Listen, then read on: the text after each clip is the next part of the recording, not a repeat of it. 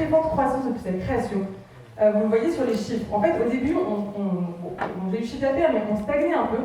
Et en 2013, on a commencé à utiliser le Lean, et on était à 3 millions d'euros de chiffre d'affaires, et c'est ce qui nous a permis de scaler à 90 millions de chiffre d'affaires. Alors, comment est-ce qu'on a réussi à faire ça? D'abord, sur le bilan, on a eu plus de 1000 produits réalisés sur des clients qui sont à la fois des grands groupes comme BPI France, AXA, BNP, aussi des scale-up comme Miracle, Conto, des startups. Et maintenant, on est 700 salariés dans le groupe. Mais ce qui est intéressant, c'est qu'au départ, Théodo, c'était pas du tout ça. Ça rejoint l'introduction que faisait Bruno. Au départ, Théodo, qu'est-ce que c'est? Je ne sais pas s'il y a des amateurs de foot dans cette salle, mais au départ, Théodo, c'est une solution pour suivre les matchs de foot, pour être capable de trouver où regarder le foot ce soir. Donc, vous voyez, le design date un peu, mais c'était l'idée de se dire, ok, sur le match de foot, je vais trouver 2 bars, 3 bars, 5 bars, où je vais pouvoir aller le regarder avec mes copains. Donc c'est un virage assez significatif qui a été fait par le groupe, des matchs de foot à la partie conseil.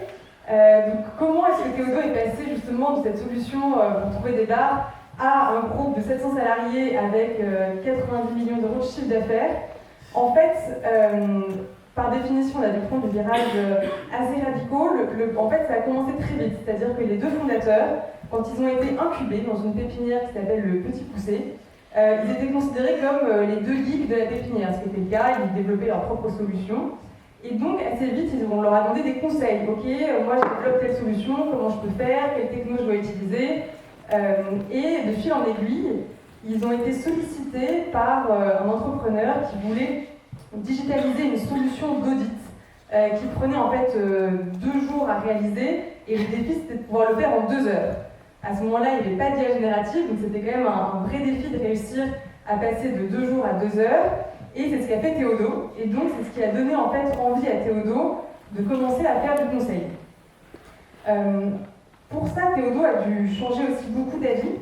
On a commencé en fait avec une méthodologie agile très forte, ce qui est génial parce que ça permet de donner beaucoup d'autonomie aux équipes, mais l'agile ça ne scale pas. On l'a vu au début, ça marchait bien, on avait des clients, ils étaient contents, mais on n'arrivait pas en fait à vraiment croître. Et c'est grâce au Lean qu'on a réussi en fait à avoir cette croissance significative. Et ça a aussi impliqué du coup de lâcher le contrôle de plus en plus, parce que pour scaler, faut s'appuyer sur des relais. On est trois autres théodores au fond de la salle qui pourront en témoigner. On a besoin d'avoir des relais en interne pour justement faire cette croissance, et donc ça implique en tant que fondateur de lâcher le contrôle, ce qui par définition est un truc hyper anxiogène quand on crée sa boîte, d'être capable de lâcher un peu le volant. Et donc c'est le Lean en fait qui leur a permis d'être capable de progressivement lâcher le contrôle et réussir à faire cette croissance. Et les 2 fondateurs l'ont résumé dans un livre qui s'appelle le Lean Tech Manifesto. J'ai vu qu'il y en avait plusieurs sur les tables, qui résume en fait 15 ans d'expérience sur comment est-ce qu'on fait du Lean dans un contexte qui est très particulier. Juste avant, on parlait d'usine. Nous, c'est pas une usine, ou alors c'est une usine digitale, donc c'est quand même très très différent. Et Théodo a été un des premiers en fait, à réussir à faire du Lean à l'échelle d'une boîte de développement informatique. On a Conto aussi dans les leaders de marché qui utilisent beaucoup le Lean, mais c'est finalement encore assez rare. Et donc pour ça, ils ont adapté le TPS, que vous devez connaître maintenant par cœur, le Toyota Production System, que certains appellent aussi le Thinking People System, à la sauce Théodo et aux méthodes Théodo.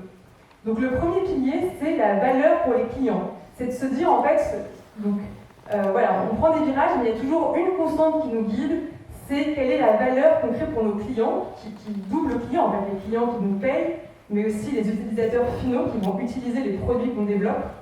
Et donc c'est de se dire comment est-ce qu'on est capable de vraiment capter ce qui est important pour eux, de comprendre leurs préférences et de guider en fait chacune de nos actions par rapport à ça. Le deuxième pilier, c'est d'avoir des équipes qui soient très autonomes, qui soient très responsabilisées et qui puissent en fait bien collaborer entre elles avec différentes expertises qui sont tech, product et design principalement. Comment est-ce qu'on est capable de faire ensuite bien du premier coup et de la qualité? Donc ça c'est quelque chose qui est aussi un grand défi. Il faut déjà savoir qu'est-ce que c'est que de faire de la qualité. Donc c'est aussi, on a des méthodes pour justement être capable de définir et se mettre d'accord sur qu'est-ce que c'est que de faire une fonctionnalité de qualité. Et ensuite, on va avoir d'autres méthodes pour être capable de les sortir en continu et de les livrer du coup, le plus rapidement possible. Et enfin, tout ça, c'est aussi permis par une organisation apprenante, donc ça fait écho au fil rouge de la journée, mais qui est de dire, en fait, ce qui nous a vraiment permis de passer à l'échelle, c'est de diffuser à l'échelle de l'entreprise tous les apprentissages qu'on avait. Et donc, on a une culture très forte, justement, de résolution de problèmes pour formaliser au fur et à mesure des apprentissages et ensuite les diffuser à l'échelle de l'entreprise. Donc bon, pour l'instant, tout ça est assez théorique, et donc maintenant, je vais revenir sur plus concrètement comment est-ce qu'on l'applique, quelle forme ça prend pour Théodo, qui est donc un cas assez particulier, parce qu'une société qui développe des solutions digitales sur mesure pour nos clients en utilisant de la tech et de l'IA. Et je vais vous parler aussi beaucoup de BPI France, parce que c'est une entreprise que moi je connais très bien. Ça fait 2 ans que je suis la bras droit du Chief Product Officer de BPI France, donc dans leur Digital Factory. On a en tout à peu près 20 équipes produits, moi j'en ai 10 sous ma responsabilité. Et donc avec BPI France, on a mis en place aussi une culture ligne très forte. Donc je pourrais illustrer pas mal des exemples avec BPI France. Donc si je reviens sur le premier pilier, je vous rappelle, c'est la valeur client. Donc on se concentre sur le client et pour ça, on a 3 principaux outils. On a ce qu'on appelle une OBA, qui est un management visuel. On va en fait visualiser quels sont les gains qu'on cherche à atteindre pour le client et on va aussi visualiser si jamais il y a des défauts et des problèmes, comment on les corrige. Donc ça c'est très important pour arriver justement à cette valeur client. On a un deuxième outil qui là, et par rapport au fait d'avoir des clients, donc B2B, des entreprises qui nous payent, d'interroger en fait nos sponsors qui nous payent chaque semaine sur quelles sont leurs attentes. On a une idée fausse souvent qui est de dire pour que le client soit content, il faut qu'on fasse tout bon du premier coup. Dans la vie, c'est très dur de faire tout bon du premier coup, donc c'est plutôt de se dire en fait qu'est-ce qui est vraiment important pour mon client et comment est-ce que je m'adapte en permanence à ce qui est important pour lui. Et je pense que c'est quelque chose qui est très valorisé sur le fait que Théodo pose chaque semaine un questionnaire de satisfaction, demande une note. Ça peut être, pour nous, ce qu'on appelle des bacs verts, donc des bonnes notes, c'est 10 sur 10, 9 sur 10. Si on a en dessous, si on est à partir de 8 sur 10, on considère qu'il y a un problème. Et dans ce cas-là, ça remonte à l'échelle de l'organisation. On peut demander de l'aide à différents experts pour se dire, OK, quels sont les points d'amélioration et comment est-ce qu'on arrive à mieux satisfaire notre client. L'autre outil qu'on a, c'est ce qu'on appelle l'architecture de produit. C'est aussi un management visuel qui nous permet en fait de poser qui sont nos différents utilisateurs du produit, qu'est-ce qu'ils cherchent à faire, et quel est ce qu'on appelle leur job to be done, et comment est-ce que du coup on peut construire le produit pour bien répondre à leur job to be done. Et c'est hyper intéressant parce que du coup ça nous permet de vraiment construire nos produits en étant guidés par la valeur utilisateur dès le début. Et l'autre chose qu'on va faire, c'est qu'on va aussi comparer aux concurrents, de se dire comment est-ce que les concurrents font, par les benchmarks tout à l'heure, comment les autres font, comment ils arrivent à répondre à ces jobs to be done.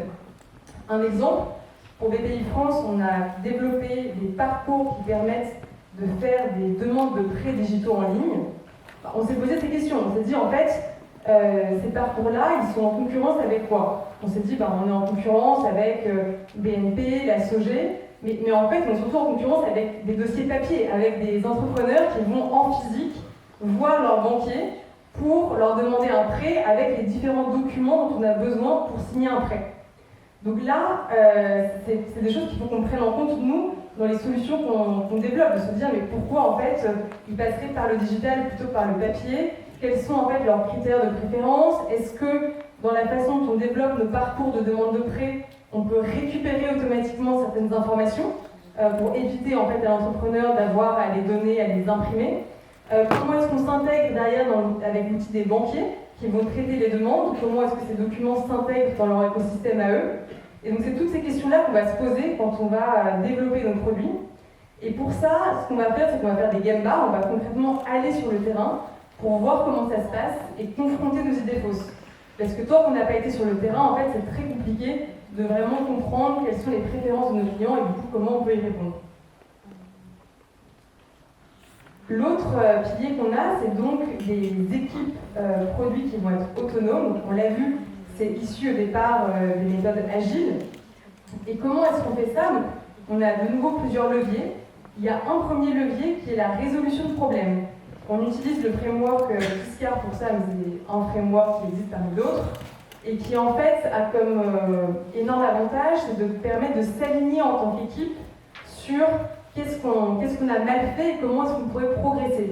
Et c'est hyper important parce qu'en fait, on se rend compte que souvent, le manque d'efficacité vient de problèmes de collaboration dans l'équipe et des problèmes de communication. Et donc faire ces résolutions de problèmes ensemble, ça nous permet en fait de mieux collaborer ensemble et d'apprendre collectivement. Un exemple, donc nous concrètement on développe des fonctionnalités. Un problème type, c'est on a livré la fonctionnalité en retard. On s'était engagé sur une date, on s'était engagé sur le 15 mai, on est le 15 mai, on n'a toujours pas livré. Ok, pourquoi ? Est-ce que c'est parce qu'on a mal anticipé quelque chose ? Par exemple, un problème type qu'on a sur les pays de France, c'est qu'on doit faire valider tous nos développements par la conformité et le juridique, qui vont valider tous les wordings qu'on utilise dans les parcours. Et parfois, la conformité et le juridique met du temps à nous répondre, ce qui est normal. Mais donc la question c'est, est-ce que nous on a anticipé suffisamment de temps ? Si on a anticipé qu'il leur fallait 2 semaines et qu'en fait il faut 1 mois, du coup forcément on rate le moment où on peut mettre en production la fonctionnalité. Et donc c'est vraiment ces outils-là qui nous permettent de se poser les questions de pourquoi, avec souvent 4 raisons principales. Soit c'est une question d'homme, en fait la personne n'était pas formée, elle ne savait pas comment faire, et donc c'est pour ça qu'on a raté. Soit c'est parce qu'on avait un problème en fait de méthode, on n'a pas utilisé la bonne méthode, donc c'était pas le plus efficace pour obtenir le résultat. Soit c'est une question d'outils, l'ordinateur a planté, nous on développe, donc s'il y a un problème avec l'ordi, forcément on prend du retard. Ou un problème de matériel, je sais pas, on n'a pas utilisé la bonne techno par exemple pour faire le développement. L'autre levier, donc, les deux autres sont un peu plus techniques, donc je vais aller un peu plus vite dessus. Mais donc il y a un sujet qui est comment est-ce que les équipes tech sont capables de coder de façon autonome et de limiter leur interdépendance. Parce que vous l'imaginez, on est en fait interconnecté à énormément de briques et de différents modules. Donc pour ça, on a des API qui nous permettent de limiter ça, et on a GitHub qui nous permet de répartir la collaboration entre les équipes. Une des choses les plus importantes, c'est la qualité.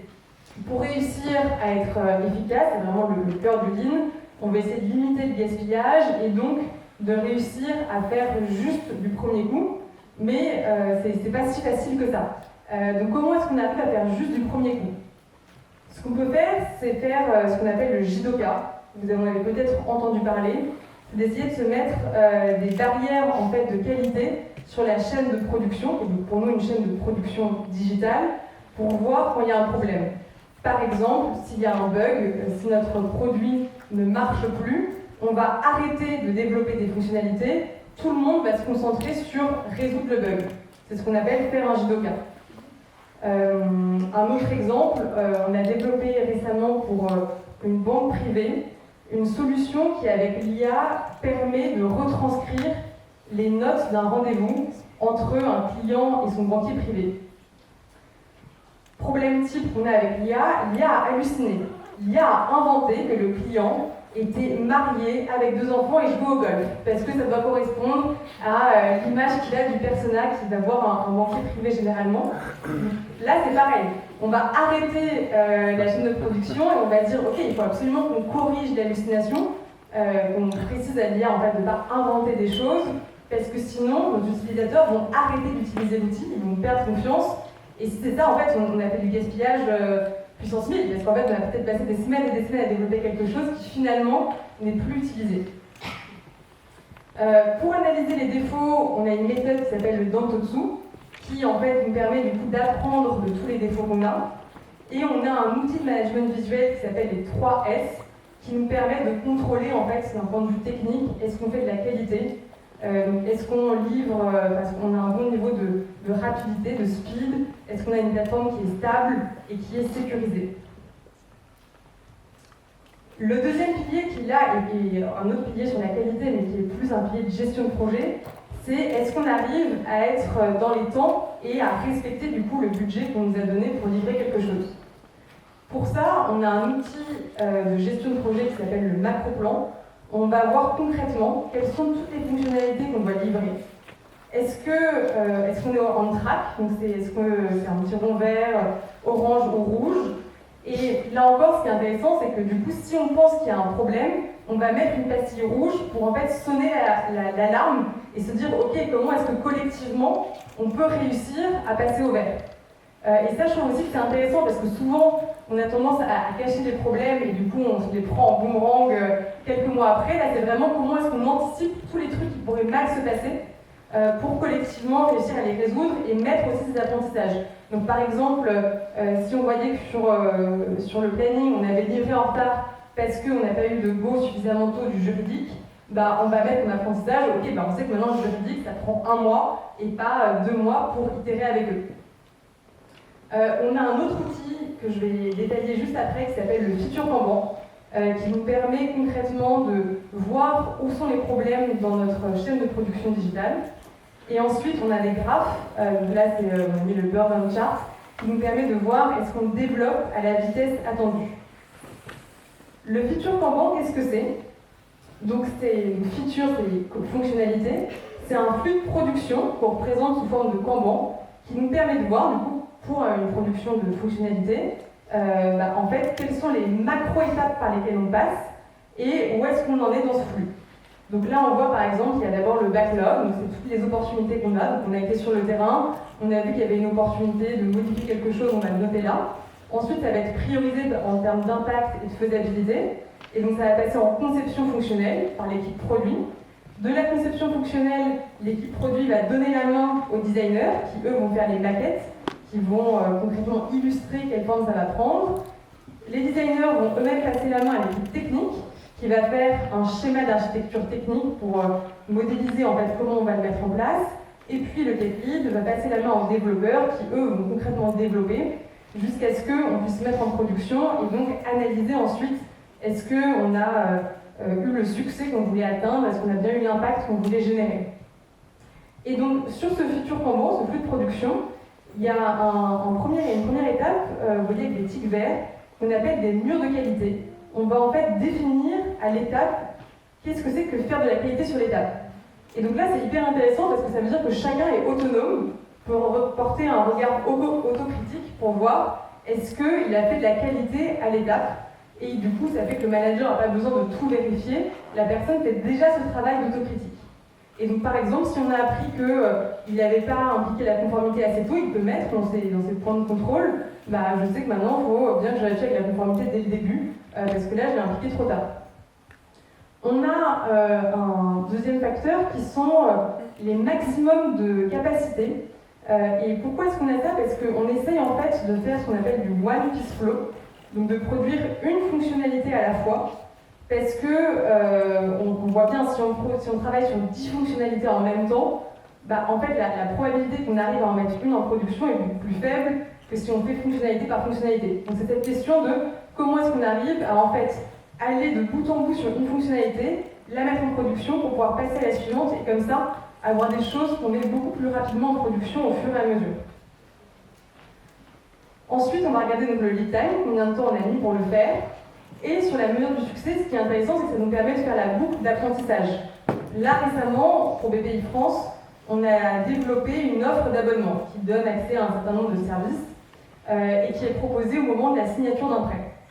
On s'est rendu compte qu'on avait un taux de conversion qui était catastrophique sur cette offre d'abonnement. Et donc on s'est demandé pourquoi. Une de nos intuitions, c'est de se dire c'est peut-être parce qu'on a un design qui est trop agressif, qui fait trop offre promotionnelle, qui ne met pas assez en valeur les avantages. Et donc on s'est dit, ok, on va essayer de changer de design et de voir est-ce que si on modifie le design, on arrive à améliorer le taux de conversion. Et factuellement, on a changé de design et on a amélioré le taux de conversion de 10 points en faisant cette boucle d'apprentissage. Ensuite, et c'est le pilier le plus important je trouve, pour continuer à innover, on a créé donc, une organisation apprenante. Donc pour ça, on va créer ce qu'on appelle des standards. On va en fait formaliser la meilleure façon connue par l'entreprise pour faire quelque chose. Et ensuite, ça va être partagé dans des formations qu'on appelle des dojos. Il y a à peu près une vingtaine de formations qui sont organisées par Théodo toutes les semaines, dans lesquelles on va en fait mettre en application ce standard, on va pratiquer pour voir en fait concrètement comment ça se passe quand on le met en application. Moi, par exemple, j'ai animé un dojo lundi qui était sur l'IA, comment est-ce qu'on est capable d'analyser les retours utilisateurs avec l'agent d'IA qu'on a et comment, du coup, on diffuse cette pratique au sein des product managers. Et on a enfin des kaizen, donc qui sont des moments où on va s'attaquer à un problème qui est dur. On va prendre 2 heures, une demi-journée pour réfléchir ensemble à un sujet. Donc là, par exemple, on a eu un sujet des temps de test dans la CI qui était trop long. Et donc, on a organisé un kaizen, enfin l'équipe technique en l'occurrence, moi j'y étais pas, a organisé un kaizen pour essayer de comprendre concrètement comment est-ce qu'ils pouvaient réduire ce temps. Donc ce que je voulais faire passer comme message aujourd'hui, c'est que le Lean, en fait, est avant tout un mode d'apprentissage. Je pense que vous l'avez vu dans les différents outils que je vous ai présentés. À chaque fois, la question c'est, ok, qu'est-ce qu'on en apprend en fait? Qu'est-ce qu'on pourrait faire différemment? Et comment est-ce que collectivement on se pose cette question-là? Et c'est hyper intéressant parce que, du coup, un des gros bénéfices du Lean, c'est d'améliorer la productivité, de réduire le gaspillage, mais en fait, comment? C'est en s'appuyant vraiment sur cette culture d'apprentissage en continu et de partage en continu dans ces différentes formations, ces différents standards qu'on peut avoir. Et c'est quelque chose, il y a beaucoup de boîtes qui ont une culture de l'apprentissage forte, de l'envie de progresser, mais ce que je trouve très différent chez Théodo, c'est qu'il y a une culture de montrer les problèmes. En général, on a tendance à se dire, ok, un problème, c'est chiant quoi, par définition, donc on n'a pas envie d'en parler, on a envie de le cacher, de le mettre loin. Et là, il y a ce truc de se dire, en fait, un problème, c'est une opportunité d'apprendre. Et il y a une conviction très forte des fondateurs qui est de se dire, en fait, si on apprend bien de nos problèmes, c'est ce qui nous donne un avantage compétitif pour du coup les anticiper et être sûr de plus jamais les refaire et en fait déverrouiller tous les potentiels problèmes qu'on pourrait avoir. Cette culture, elle est d'ailleurs très incarnée par eux, parce qu'eux-mêmes, ils font beaucoup de Gemba, donc ils vont voir concrètement des équipes qui sont en train de développer, et ils vont passer 1 heure avec ces équipes pour essayer de comprendre qu'est-ce que l'équipe fait, qu'est-ce qu'elle cherche à faire, et du coup pouvoir transmettre aussi à cette occasion-là. Donc ça, c'est quelque chose qui est très fort, et du coup, c'est ce qui permet en fait, in fine, d'avoir une vision qui est commune, qui est donc quelle est la valeur qu'on veut générer pour nos clients, qui permet à tout le monde de progresser et de prendre conscience qu'on progresse. Un autre exemple qui est assez frappant chez Théodo, c'est que parmi les dirigeants du groupe, en fait, il y en a qui ont commencé en stagiaire et qui ont vraiment, grâce au Lean, pu progresser sur les différents gestes jusqu'à arriver en haut de la pyramide. Évidemment, c'est hyper satisfaisant. Quand on apprend, c'est une façon d'être hyper épanoui au travail. Et donc, in fine, ça rend l'entreprise plus forte parce que les gens ont envie de rester, ont envie de prendre des initiatives. Et c'est ça qui fait qu'on a une culture très forte chez Théodo. Voilà ce que je voulais vous partager aujourd'hui. Je ne sais pas si vous avez des questions.